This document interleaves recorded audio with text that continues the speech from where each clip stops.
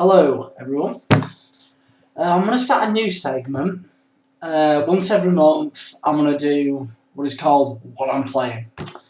It's kind of an update, it's kind of a vlog, and I'll talk through games that I'm playing at the moment and why I'm playing them, what I think of them and everything.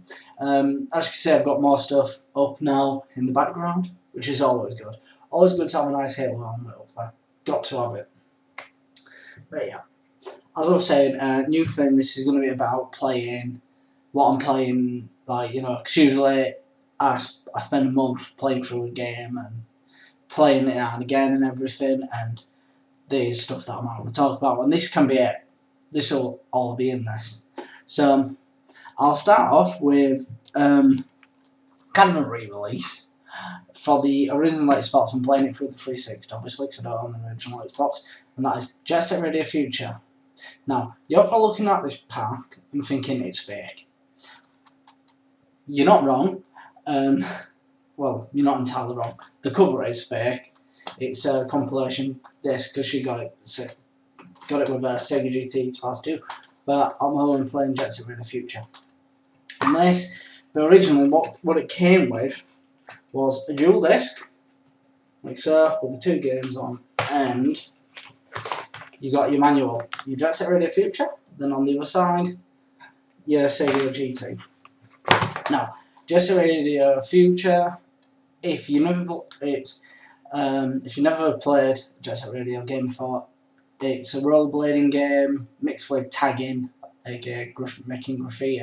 It's the only game that I've ever seen which actually has a warning saying graffiti is, however, it is a crime. It actually has a warning at the beginning of it, which is kind of like, okay. And it's got some really interesting J-pop dance sort of music in it. It's very funky. It uses cel shaded graphics, which hasn't aged too badly as other games with cel shaded graphics have. This has not aged badly. It still looks pretty damn amazing. And if you are aware of Jet Set Radio, you will know this is the sequel to what came out on the Dreamcast. Another game that I've kind of finished up because I got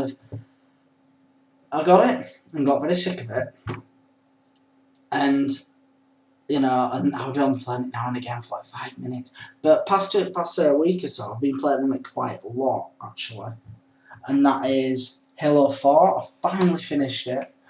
The ending, I'm not going to give it away obviously, but I can't. It was a really good ending, really good, but could have been better. But I can't put my finger on what was the problem. It had a very somber tone to the ending to this. I think the problem with this ending, you didn't feel a sense of accomplishment in this. No sense of accomplishment, and that's the problem with it. But apart from that, solid single player. Loving the Spartan Ops. I'm playing through them at the moment, which is kind of like miniature online campaign. You can play it with friends, and it's massive on battlefield. You've got to do objectives. It's a nice added thing. Multiplayer's a bit same old. You can pretty much expect it. That's Halo 4 though. Only on the Xbox 360. Yeah, I'm kind of looking at what I'll be playing. I'll be playing a lot on my Xbox, even though I'm kind of not 100% with the Microsoft at the moment. But yeah, this is Halo 4. Next game that I've been playing loads of. It's a fighting game. I've already mentioned it before on my channel, and this is BlazBlue Continuum Shift Extended. Now, this game is just amazing. It's so insane. It's so cool. I love the anime in it, and the voice acting is hilarious. The characters are hilarious, and the best thing is about this game is, as well, if you get this one, you get a Calamity Trigger, which is the first ever BlazBlue game.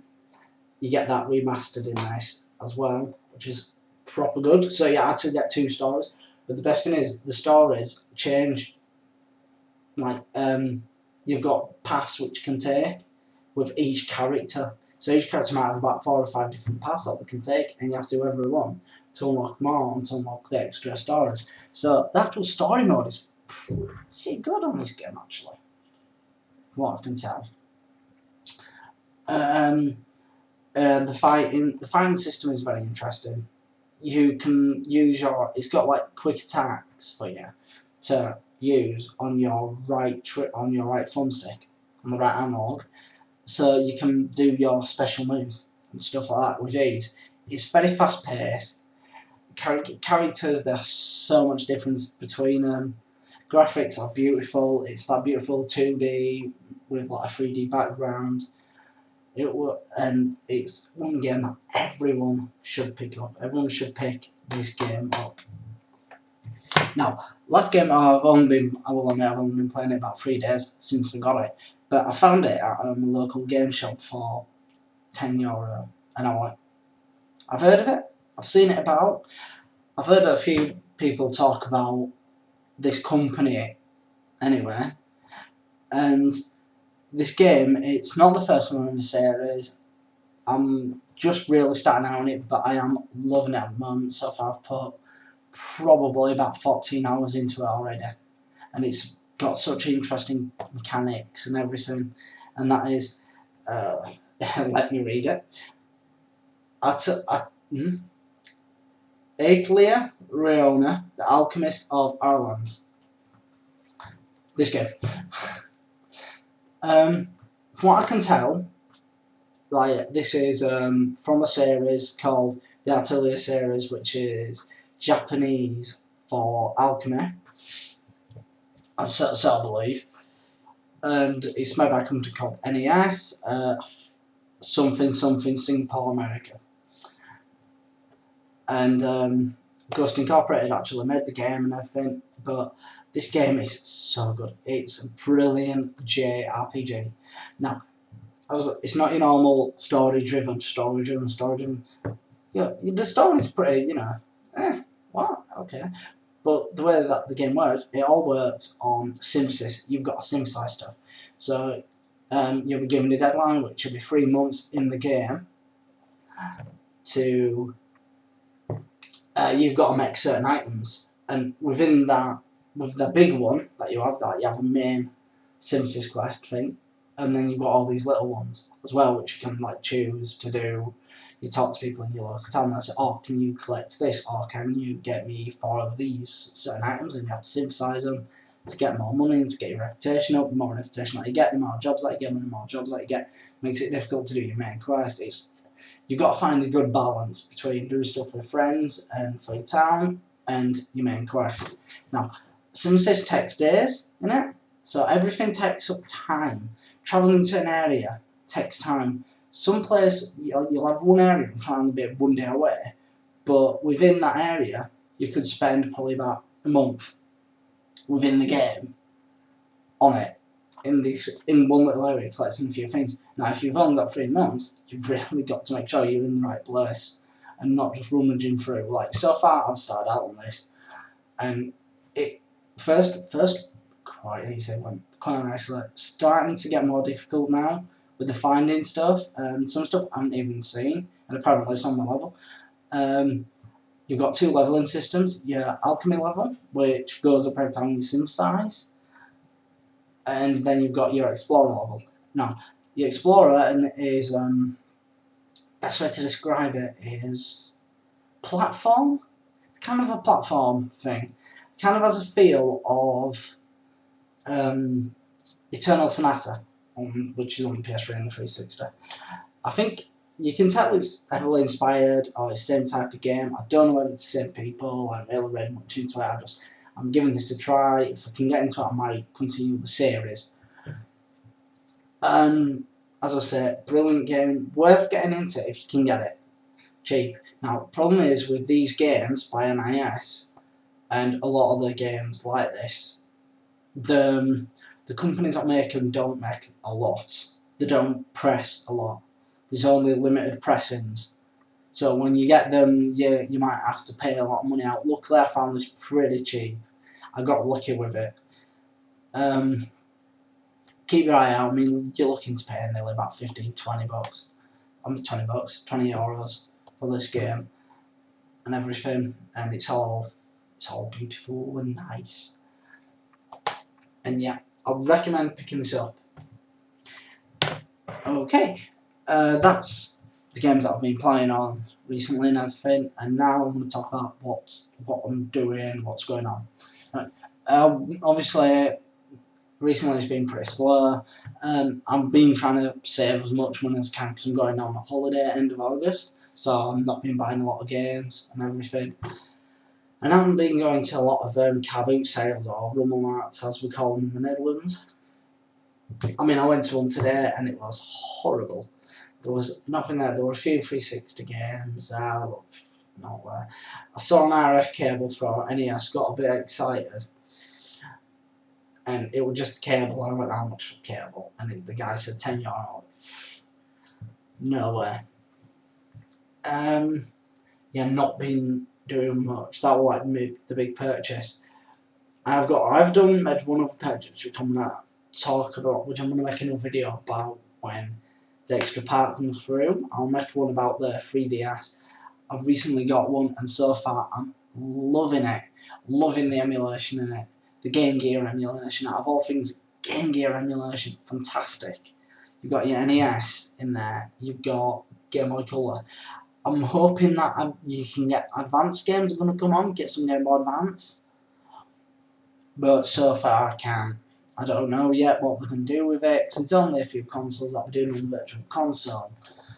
I've played a few demos of some of the games as well, pretty fantastic, but I'm going to go into that in more depth anyway in another video. And as I say, I'm waiting for my family to come up, my parents to come over and things, so they've got me tons of stuff for my birthday, which I'm going to be making. I don't know if to do it all in one, or do it in parts for console, genre and everything. I don't know yet what I should do. If you have any ideas, just tell me. Yeah, not really been playing much as well. I've been playing actually. I downloaded it. I know I've downloaded it. Ooh, burning. Policenauts on the PlayStation 1. It's a game by Hideo Kojima, and I'm playing on it, and you see so much of stuff which is in Metal Gear in this game called Policenauts. Policenauts came out way before. Yeah, I'll talk about this for a bit then, I guess. Policenauts is a point-and-click game. Think of it as a point-and-click game, but you're watching an anime at the same time. You all know Hideo Kojima loves his anime. I mean, the fact that he made references to like Zone of the Enders and Gundam Wing in Metal Gear and everything, and you know he's a big fan of it. You can just tell by the way that he does stuff and everything. It's cyberpunk. It's great story. I'm playing the English dubbing on it. Otherwise, I won't be able to understand what's going on.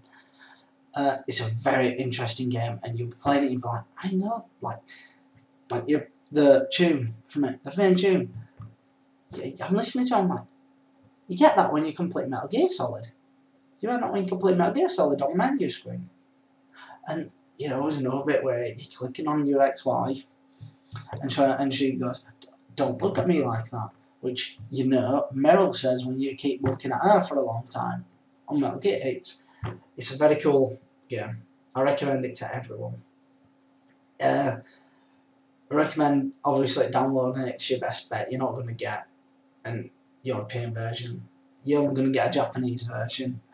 But I've heard it's kind of a sequel to a game called Snatcher, which came out on the Sega CD, I believe. Not sure. I think it also came out on the PC. I'm not 100%. I might actually look into that. But yeah, this is just what I'm playing recently and what I'm doing at the moment. Look forward to a nice big video in September, obviously. I've got tons to show you. And some stuff which I think you'll like. Anyway, thank you and good night.